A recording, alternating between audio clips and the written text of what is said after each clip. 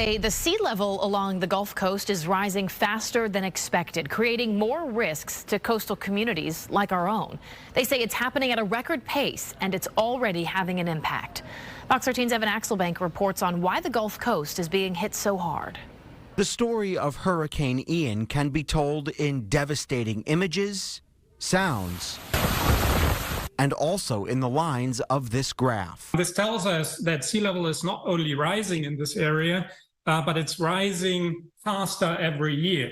Measurements taken along the Gulf Coast in Pensacola show that for most of the 20th century, sea level increased and sometimes decreased by 1 to 2 millimeters a year.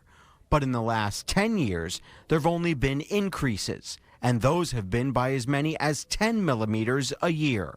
Higher water to begin with means even higher water when hurricanes hit. Insurance costs become larger, and it becomes more and more difficult living in these areas and more expensive. Another study by researchers at the University of Arizona pins the monstrosities of Hurricane Ian and Michael on the rising sea levels. Those storms killed 234 people and caused $138 billion in damage.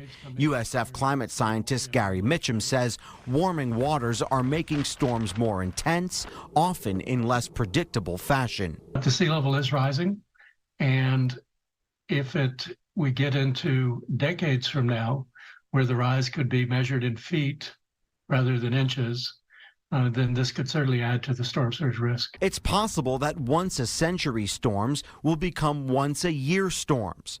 The studies blame 40% of climate change on man-made causes, while the rest could be from natural changes in ocean temperature. The Gulf of Mexico is a very vulnerable location. We have a lot of low-lying areas. 10 millimeters a year for at least 13 years points to a change of 5 inches, where every inch counts. Evan Axelbank, Fox 13 News.